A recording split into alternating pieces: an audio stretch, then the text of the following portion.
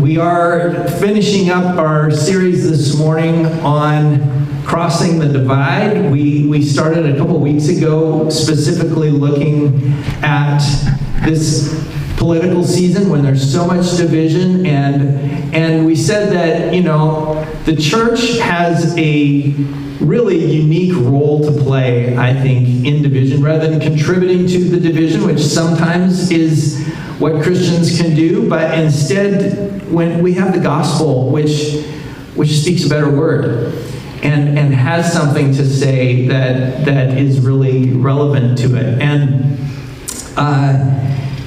And then last week we kind of expanded it from just politics to say what's kind of the motivation for Christians for actually addressing reconciliation and forgiveness and all these things that are hard to do. And we looked at that fact that we're all going to stand before Christ someday, and the fact that the judgment seat is also the mercy seat, and we're gonna stand there in front of a judge who took all that judgment on himself for us, and so how will we have responded to that love and mercy? And so we looked at that, and then thinking about this whole topic of division, realized also there's another kind of division that we haven't addressed yet, and that's division on the inside for us, which is what brought me to Bill, because if anybody is divided inside, it's Bill. Yes. No. Actually, no, Bill has, Bill's talk helped me a lot with just my own sense of being disconnected inside. So we're going to talk to you in just a second. I'm almost done. Yeah, I have to have a little. I feel like I'm on Mission Impossible. Yeah, no, because somebody told me that we went almost 50 minutes last time. So I'm trying to watch our time this time. So I have a little stopwatch going up here so in case any of you were worried, yes. Who cares? Okay. All right. Yes. Well, there will be no alarm going off. This is just for my own reference, so I can keep tabs on us here a little bit. You know what? I'll just turn it off. I'm just going to turn it off right now. All right? This is on you, though. I'm just saying, careful what you wish for. So, Bev, we're holding you responsible for this. But before we let you cook here this morning, I wanted to share a scripture passage with you that I think is a good lead off for wherever we're going here this morning. So this is out of the Sermon on the Mount, and Jesus is talking, and he says this. He says, "Do not judge, or you too will be judged." And this is, we talked a little bit about last week, not seeing people through the world's point of view anymore, because we had that graphic up there where it was like, when you judge and you separate yourself from people, that's really what judging is doing. You're separating yourself from the other people, putting them in categories or buckets, and we're saying, Jesus is saying, do not judge, or you too will be judged. For in the same way you judge others, you will be judged. And with the measure you use, it will be measured to you. Why do you look at the speck of sawdust in your brother's eye or sister's eye and pay no attention to the plank in your own eye? How can you say to your brother, let me take the speck out of your eye, when all the time there's a plank in your own eye? You hypocrite. First take the plank out of your own eye, and then you will see clearly to remove the speck from your brother's eye. This is echoed in the words of the social psychologist Jonathan Haidt, who just studies people all the time. And he said, in my 35 years of studying moral psychology, I've come to see this as one of humanity's greatest problems. We are too quick to anger and too slow to forgive. We are also, there's this word again, hypocrites, who judge others harshly while automatically justifying our own bad behavior.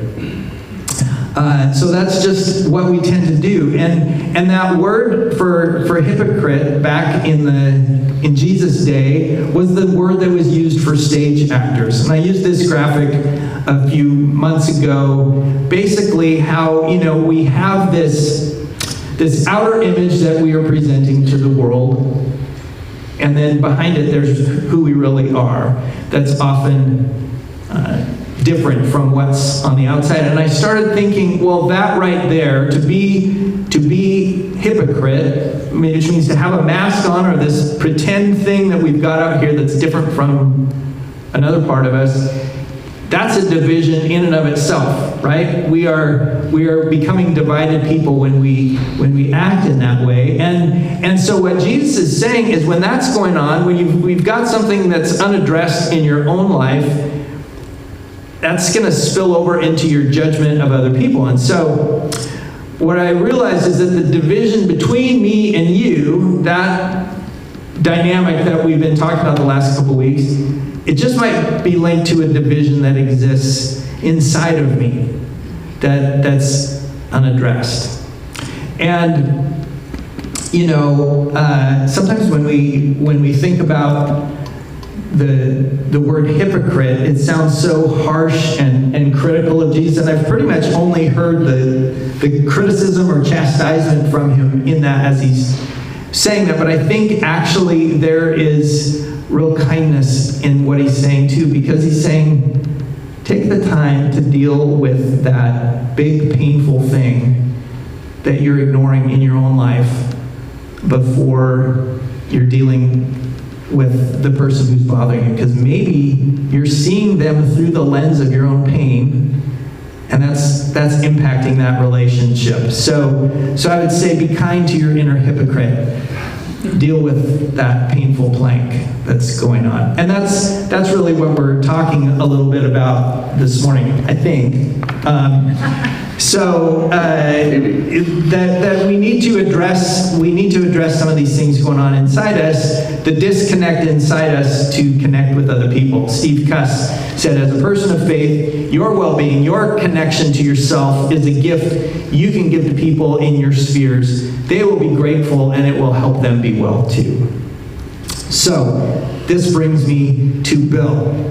And so this last week we got together, and honestly, talking about personal, being connected with yourself, this is so Bill's wheelhouse that as soon as I started looking at this passage, I was like, oh, I have to bring Bill into this. And so we got together and we were talking, and I'm just jotting down all these notes of what he's saying, and at one point, it was so good. And at one point, I set my pen down, and he's making this really great point. And my pen, it was one of these little New Day springy pens. It literally exploded on the page. It was like he was blowing my pen's mind just as he was talking. And so here's what I thought we could do this morning, because I'm about done talking. I'm going to hand it off to you, but. We're going to play, yeah, just turn it off. So we're going to play a little game this morning that, as Tom mentioned, it's called Chill with Bill. So I have 5 cards here, say Chill with Bill on them. And Bill, you're going to, each one of these, I wrote down 5 quotes from Bill when we were talking this last week. So I've got 5 cards here and 5 quotes. And Bill, you can just point to any random card, and I'm going to read your quote back to you that you said, and then have you just tell us a little more what you were thinking about that, okay? Okay. So what would you like me to pick? A card, any card. All right. All right. What do you know? It's the first one on here. Says, connection is how to be present when there's pain around. Disconnection is always a reaction for safety. That's good. You did. It was good. What does that mean? I feel like it might be easier. I wanted to read something out of Henri Nouwen's book, The Inner Voice of Love. It's called A Journey from Anguish to Freedom. he was talking about, when I first came up here, he's like, that book is well worn. But I've had this for 25 years. And I was reading this morning before we came in, so if you don't indulge me, like, just read it. It's called Go Into the Place of Your Pain. Yeah, I need readers. Okay. You have to live through your pain gradually, and thus deprive it of its power over you. Yes, you must go into the place of your pain, but only when you have gained some new ground. When you enter your pain simply to experience it in its rawness, it can pull you away from where you want to go. What is your pain? It's the experience of not receiving what you most need. It is a place of emptiness where you feel sharply the absence of the love that you most desire. To go back into that place is hard because you're confronted with your wounds as well as your powerlessness to heal yourself. You're so afraid of that place that you think of it as a place of death. Your instinct for survival makes you run away and go looking for something else that can give you a sense of at-homeness, even though you know full well that it can't be found out in the world. You have to begin that your experience of emptiness is not the final experience. That beyond it is a place where you're being held in love. As long as you do not trust that place beyond your emptiness, you cannot safely re-enter the place of your pain. So you have to go into the place of your pain with the knowledge in your heart that you have already found the new place, that you've already tasted some of its fruits. The more roots you have in the new place, the more capable you are of mourning the loss of the old place and letting go of the pain that lies there. You cannot mourn something that has not died. Still, the old pains, attachments, and desires that once meant so much to you need to be buried. You have to weep over your lost pains so that you can gradually leave you, and you can become free to live fully in the new place without melancholy or homesickness. So I read that about 25 years ago, and living that out is not easy. I think being connected is overrated sometimes. It's just really painful. And so there's this sense of the acceptance that I hear in that, even that excerpt, is the willingness to accept my humanity. That I'm fallen, that I'm broken, that I'm not going to be connected all the time, and that's okay. And in fact, the disconnection, if we can look at it differently, is an invitation into awareness, into grace and receiving. Because the fact that we want to protect ourselves isn't a bad thing. It's actually the way that our brain is designed and the way that God designed it. But He also designed us to flip that switch and open back up. But if I didn't have a relationship with Christ, I'm not sure I would open it up at all. Because the reality is I have to trust that the way I was made, the way I was designed, gives me that context to be open and vulnerable in a world that doesn't want you to be and gives you the distractions. But also that is safety mostly what I really want, or do I really want life? Because I'm designed to live life fully and abundantly, but safety doesn't do that. And I'm not saying don't be safe in certain situations. What I'm saying is I'm not designed to be safe. I'm designed to live abundantly. So if I can't trust that Christ is there when I'm vulnerable, then I'm not going to be open. And so that's why judgment and anger and different things, I think, are spots to be aware of when I'm judging someone and going one up, or if I'm judging myself and going one down. I'm just trying to stay away from receiving. Yeah. And maybe I'm in my judgment, I'm seeing something in myself, or I'm protecting myself. Or maybe when I go one down, there's something that I'm trying to stay away from, or I'm being pulled down into. I just think disconnection most of the time isn't a choice. I think I become aware that I'm disconnected. And it's a painful reality that we live in. It's also a beautiful reality. So we have to make, those choices one way or another. How would you define what disconnection looks like, or to explain? Well, I think you'd have to go back to the fall. Like, in our humanity, we all get pulled back into this place where we were given choices, and we chose self and safety rather than abundance. And so disconnection has become integrated into who we are as human beings. So I don't think there's a shame in it. I think that there's an invitation out of that. And then when we see Christ in the garden making a choice, when he's in his humanity, he's choosing God's will over his own safety. And that's the part that I'm glad that we have a Savior we can follow that way. Yeah. That he, you even look at the people outside the garden, they're falling asleep and dissociated and disconnected because it's just a lot. It's overwhelming. But Christ said he wanted, I don't want this, but I'll choose it because you love me. And he's the one that did it, and now we fall. I don't know if that makes sense. Yep. Let's go to door number 2. Door number 2. Pick a card, any card. And Ben, we got a little bit of a ring happening down here. So if we could maybe just pull the gain down a tiny bit, that'd be great. Okay, number 2. What do you know? You're picking these in the right order.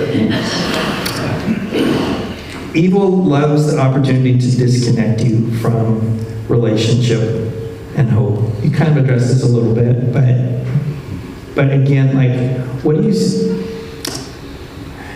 see as what that disconnection actually looks like in us when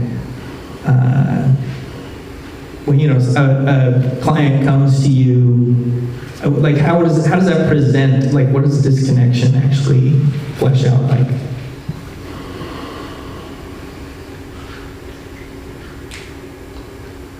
I guess I first want to say about evil loves the opportunity.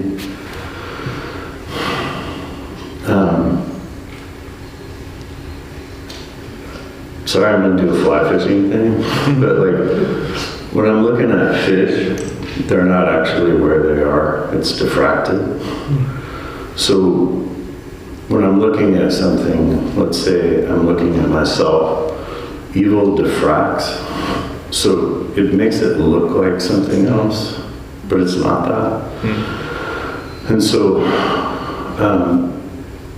I think that there are a lot of things where you have to go after evil, and you have to hedge, and you have to, and I don't mind that stuff, but when people come into my office, I look at them the way they could be without the incapacitations and without the lack of access that they currently have. You obviously have to treat people where they are, but I always look at the possibility in mind when I'm working with someone, which is the way I think God sees us. So if evil can get you to disconnect, it can trick you into believing that there isn't a relationship to hold it. And so sometimes I'm just offering myself in a certain way to maybe represent that, not be that, but represent that, or be a conduit to that. So when people come in, they are ashamed and they're overwhelmed, they're in pain. So what do they need? Well, they actually need Christ, and they need that. He's the counselor and the comforter. He can bring relief. I think my job is to help people see that there is a connection. They're not the diffracted thing that they see. Yeah. And I think evil does enjoy it. It's trying to kill us. So I don't think we need to take ourselves so seriously. I think we're playing with house money when it comes to Jesus. Is that I think evil gets too much of our focus. I feel like Christ and what he's done and the abundance of that is, if we can get access to that, is the path that is easier to take, harder, but simpler. Yeah. I think evil just takes good things and twists it. And so I don't like trying to unravel things like that. Yeah. I think God can unravel whatever he likes, but playing in the face of evil and living in such a way, even beyond how we feel and what we think about ourselves. And I also think about Romans, where it talks about the reality is made clear by who I am. And if you move away from that, all of these sensual things will take you away. Like you'll get lost in your feeling, you'll get lost in sexuality, you'll get lost in your own self. So when Jesus is saying he's the way, the truth, and the life, when he's divine, when he's offering us abundance, he's not screwing around. Like he's like, I didn't just come here to help you survive. Like I came to give you something different. So I think hope is scary, and it'll feel like it'll kill you. And maybe it will in some ways. Maybe there's a death that we need to go through internally to follow someone who died and then was resurrected. Like, I think that's the path he's asking. Yeah. It's just, Yeah. I don't know if that makes sense. I love that concept of the diffraction and how it looks like something that it's not. Because I think even as we've talked about my own struggles with anxiety, so often the anxiety spins up and gets me all consumed with something that is not really even a real reality. And so, But it feels real. but it feels very real. And so pulling back to Christ and connection, and I mean, you've told me many times, press into relationship as the way out of that diffraction. Yeah, I mean, even getting married to Christy and being around her family and having my kids, like, the more that you move into a relationship, the better. It doesn't clean everything up. Yeah. And I don't really care if I'm disconnected much anymore because I'm aware of it and I want to move back toward it. I think that's just the way it is. Like, I'm going to be disconnected. So what? Who cares? And evil shames you in that. Like, see you're failing. See you need to be better. Yeah. See if you just read and prayed and did this. I just think, so what? Who cares? Like, I'm disconnected. How do I move back? And every time I move back, I'm just received. I'm received before I move back, but I become aware of being received again and again. Yeah, that's a good word, because the acceptance of disconnection, as opposed to fighting it and trying to be connected. Like, I go to the fight all the time. Like, I've got to connect. I've got to, and I love that, because that feels much more freeing and simple to be receiving the fact that I'm already accepted, even in the face of my disconnection. And then that acceptance actually leads me toward connection. Yeah. Anyway. I mean, the last 7-8 years have been painful. And so there's a sense of like, that's the time where I want to disconnect and have, But there's nothing there, actually, for me. I just feel isolated, alone, ashamed, one down, or angry and one up and, judgmental. And it's in flux. Like, some days I'm better at it, some days I'm not. I just think that's our humanity. Who cares? Like, how do we get back to just being accepted, loved? I love that. The disconnection that you're talking about internally, if there's something that feels broken in me, or if I've experienced a lot of brokenness or trauma, which I have, and so is everybody else in here, there's a disconnection internally.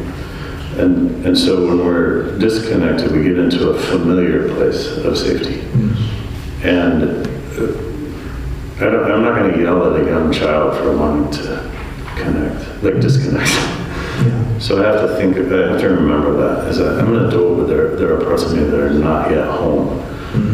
And so sometimes the disconnection or the lack of feeling like something's there, the hopelessness exists within me.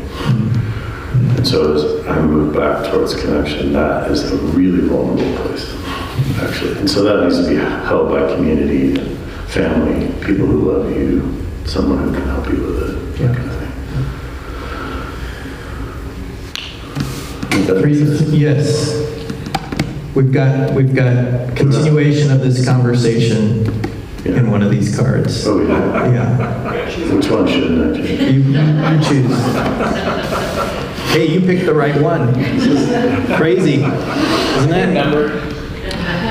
This is all. Everybody's picking up on it, right? All of them are on all the cards. I'm just telling you. So, creativity and openness are the first things to go with disconnection. Anything further to add to that? That's kind of an extension of where you were just talking. Creativity and openness gets us into the other side of our brain that isn't protective. And so kids are really good at this. They just play when they're hurting. And adults get serious. So if you can use creativity, it opens a different thing of possibility, and it's a reflection of God's character anyway. It's a kind way to deal with this connection. That's why we're playing a game this morning. That's why we're playing a game. It's fun. It makes it easier for everybody. Is this easier, Bill? Yeah. But it's good to have that because you're taking something from the inside and meeting rather than waiting for something from the outside to meet you. Yeah. Like, it's crazy how that works in conjunction. Like, it's already there. But if you have that disconnection inside and creativity, you can pull it together in a way that's really kind. Yeah. That's good. Yeah. Yep. Okay. How about this one? That one's good. All right. So this is actually something you alluded to already this morning a little bit, because you tend to go out of sequence, and I have a very specific order of things. That's why we're good friends. So that's why it works. So here's what you said. You said, I don't want to suffer because part of me does not believe there's a relationship there to suffer with. You want to speak to that first? I just find that really deep of that part of the reason suffering is so difficult is because I think I'm alone in it. Is that what you were trying to say, or? Yeah, to me, it might be deep, but it's accessible. Like, it's just our state of being. We really don't want to suffer. And if we can accept that and what we do to not suffer, I think then we can be kinder. But I think this is where we talked about, like, the trapeze. Is that right? When I'm suffering, I'm like on this trapeze that goes like this, and there's no net. And I just don't feel like someone's going to be there or whatever. And I know all the things in my head, but the feeling is very different. Yeah. And one of the things that I've thought about is that with Christ, there's this thing that goes like this, or through other people or whatever. But you shouldn't suffer if you don't have another thing to grab onto. Like, if all you do is swing here and you just live in that suffering, you're not probably actually changing your healing. You're just suffering. And if you're doing that alone with no net, it feels terrifying. So that's why the disconnection's there. But I think if I can begin to meet other people at that point, then there's a spot where I have something to grab onto before I let go. And I don't think you should ask people to suffer deeply if they don't have something else to connect to. Yeah. Which is kind of what Nauman was saying there. Yeah. Because I've done that part and it sucks. But to be met, like, our suffering isn't going to be fixed. It's just, we need to not suffer it alone. Because we all know that we can't fix each other's stuff. But if you're not doing it alone, then it's livable. Yeah. I don't know if that makes sense. And there is a net, by the way. Yes, and that's what you alluded to that with Christ being our source of connection, and you talked a little bit earlier about the going back to the garden and the two gardens, the choice that Adam and Eve made, and then the choice that Jesus made in his own garden being different. And that's our final quote from you on here, actually, that Jesus chooses the door we can't. He's already ahead of us, asking us to follow, knowing we'll fall asleep. I just love that thought of him inviting his disciples to be there with him, knowing full well that they couldn't do what he was asking them to do, and he still invites them and does it for them. Yeah, there's a cool thing on Bible Project. It's called The Test. It's just a little video, but they do a really good, juxtaposition, and obviously the animation's really good, whatever. Yeah. I'd like to think myself, Jesus asked me to go with him, in that moment that I would be up and praying and, be really like a support there. But I also know myself, like I can be overwhelmed and I can feel sad and depressed or just want to disconnect or numb out or whatever.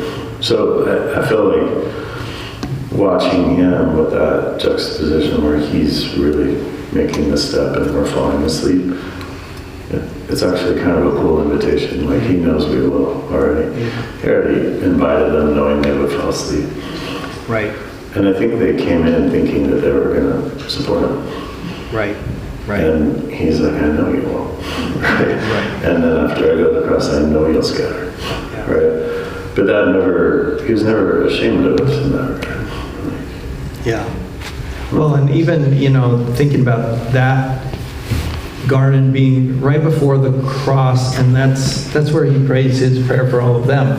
Mm-hmm. He had the presence to be fully there in the midst of their incapacity, still doing it for them, which, I think that's really profound. I feel like we can open it up if anybody wants to. Yeah, that was where we were going next. I'm way ahead of you. Yeah, you're way ahead of me. Yeah. So any questions for Bill as Or you're listening? Yeah, Pat. Well, I was just thinking about suffering. And I think too many of us, especially as older people, were brought up with, if you just believed in God, then it would be like a magic wand, and we live happily ever after. And life doesn't go that way, and you can become awfully hurt, bitter, angry, sorrowful, very grieving your whole, with me, too much of my life, because I had this perception. We have not had this reality of there is suffering, believing in God or not. Who would you rather suffer with? But if you don't know he's with you, and you're suffering because you're a worm, you're a rat, you're disgusting, you're sinful, you don't flourish, and you can't help others flourish either. And the most people that are suffering are those that are closest with you, your family. And it just perpetuates it.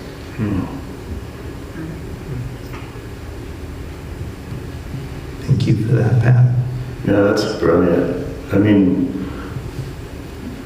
I like when he talks about there's a suffering that leads only to sorrow, and death, and then there's suffering that leads to life.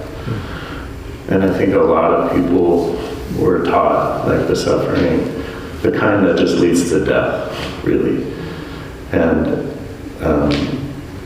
a suffering that leads to like emaciation and like nothingness rather than abundance. And what Christ was showing is like there's a suffering, but that ultimately, this is going to be painful, but here's what's going to balance that out. And that's why I think a lot of people, when they initially come in, they feel just like you said, like I've been suffering forever and I'm tired of feeling in pain. I just want relief. I want comfort. And what they're actually doing is regurgitating a pain and eating it again over and over and over. And it doesn't qualitatively change. And so it's super hard to believe that like hope within ourselves can exist in that cycle. But I think Christ is there to help us realize that it's not just suffering, it's relationship with me that makes that even bearable. If that's what you're saying, I think that's brilliant.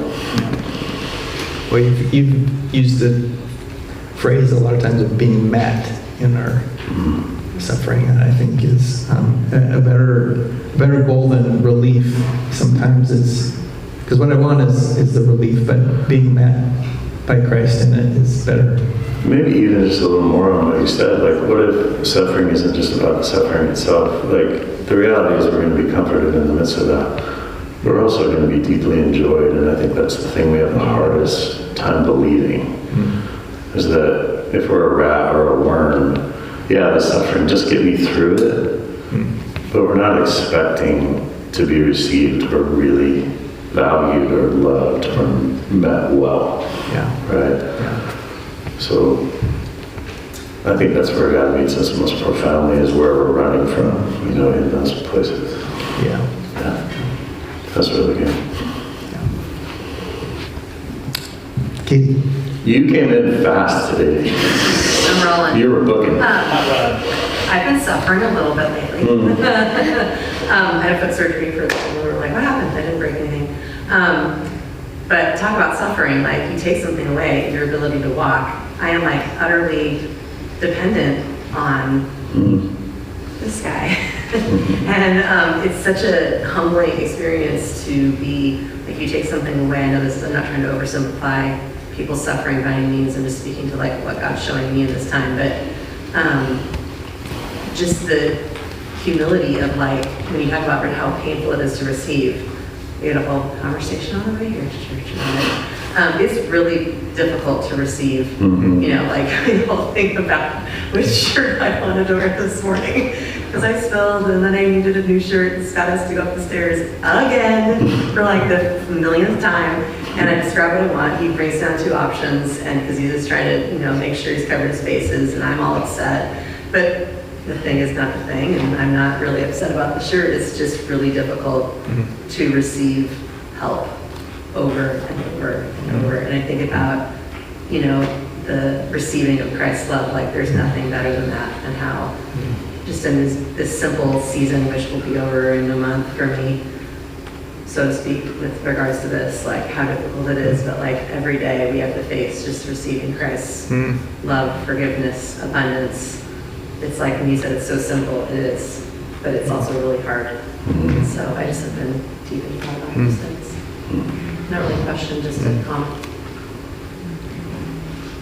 Yeah, that the chronic need to receive. Like, I think I want to receive from Christ and then be filled up and be done, and then be, output, giving, whatever, rather than going, that helping, or the need for help doesn't leave, and to stay in a receiving space feels so awful sometimes. Yeah.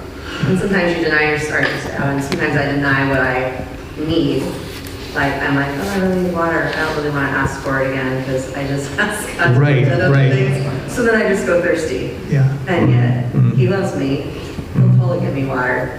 How much more does God love us?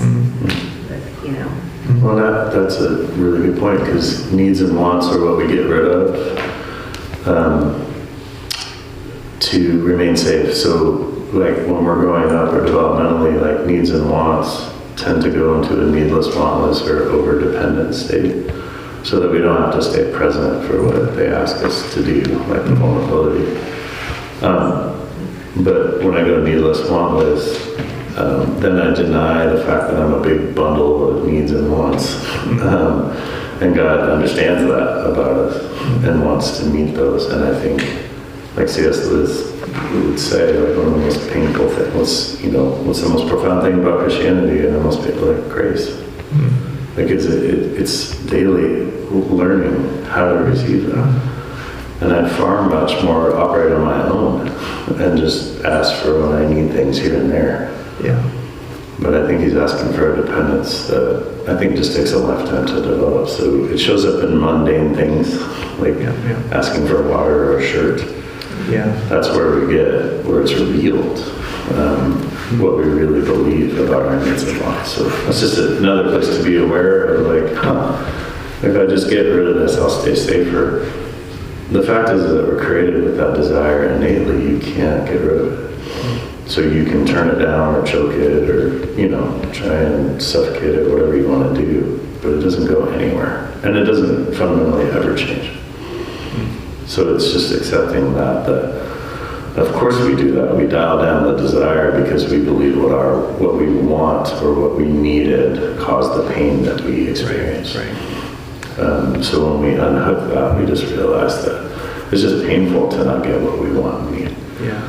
And God is a perfect, though excruciating place to try that out, because he's going to meet it every time, and he's going to meet it more than what we actually ask for and need and want. Far more than you can ask or imagine, that kind of thing. Aren't we glad for people who give us the pictures in our life of what grace actually looks like? So thank you, Scott, for looking like Jesus. Oh boy.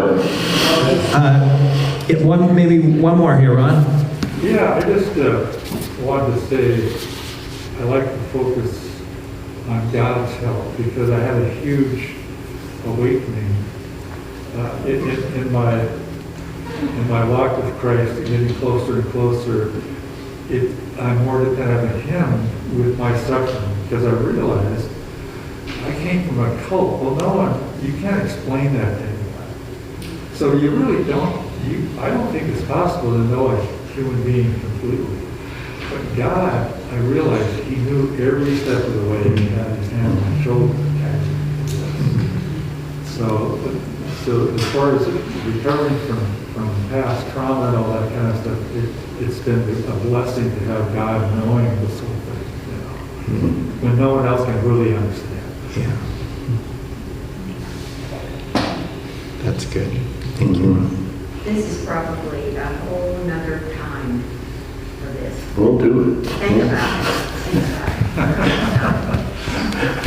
On the opposite side, the one hurting, how do you help with unhurting that person? How much, where do you quit offering? Where do you, when you don't see where the bottom is, and it looks like the bottom just keeps getting deeper. And you love that person.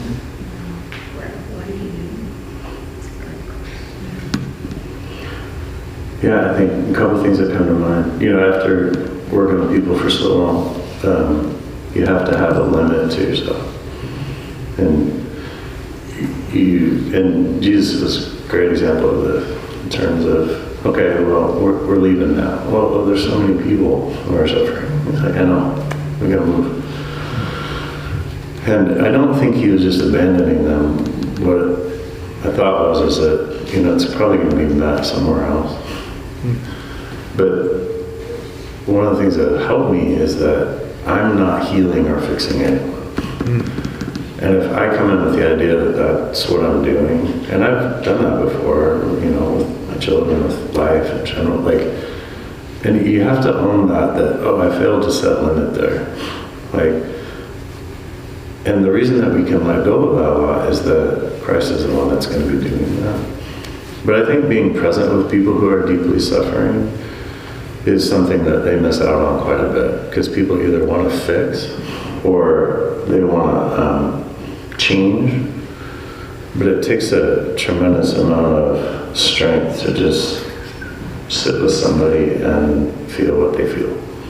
And I think if people who are deeply suffering know that they won't suffer alone, then that's what we can offer. That's enough. Sometimes it may be a little more than that or whatever. But a good indication that we've kind of lost our boundaries, that we're just exhausted when we're around that person and we're resentful. Once you get into resentment, you know that you've broken a boundary, and that's where you have to pay attention to yourself, because it's not about the other person, they're just hurting. When I found myself there, I try to back off, and that's why being able to talk to my wife about that stuff or whatever is really good, because I can just be like, I just am pissed right now at this. Well, I understand that, but I set myself up for that. I got invested too far. And I think that somehow is connected to the idea that we need to be something to that person more than what we can be. So if we limit ourselves, we actually do a service to that person in pain. Sometimes their suffering needs to happen. And so we're there to bear witness to it and to hold them up while they suffer, buoy them, maybe. Because as they go through the suffering, they'll get that opportunity to meet Christ in the midst of that, hopefully. I don't know if that makes sense. Yeah, I think that was a really good question, Beth. And I was thinking about either disconnection with other people or that we see in someone else or feel within ourselves to go. Sometimes I think it's remembering our limitations and that we can't be the ones to even fix it in ourselves, let alone in somebody else. I was thinking about the verse that says, He's before all things, and in Him all things hold together. Like He's got to be the one to do the holding. Well, the question is so hard. Yeah. Because we love people and we think if I don't love them in a certain way, what might happen, But I also think of that verse where he talks about a bruised reed, I won't break, and a smoldering wick I won't put out. My burdens, my yoke is easy, my burden's light. I used to hate that verse. Like, it feels so heavy. But I think and it still is heavy, but I think I was doing too much. And I couldn't see, how's this burdenless? And I think that was within me, I need to do more. But, codependence and love, there's a razor's edge to that. So when you just find yourself falling, see if you can come back. And when you find yourself pushing away, see if you can just be present. I mean, that's a constant adjustment, I think, I'm making. Hopefully that helps. Well, thank you for Love you, too. what you do. Thanks for diving in with us. We're coming to the Lord's Supper here this morning, and just as we do in response to just some of these things Bill's shared, I just want to give you a moment to just reflect on the question: what am I needing Jesus to reconnect in me right now? You're getting a hi, Dad, from. Hey. With that question, Yeah. as you pray about that, two things. What if he's already there? Yeah. And then what if the disconnection is just the way that the body shows you that there's something that needs attention? Yeah. Right? Like it's not bad. Right. So. Yes. Even so maybe just even where you're needing to meet him in the disconnection, or see that he's already there.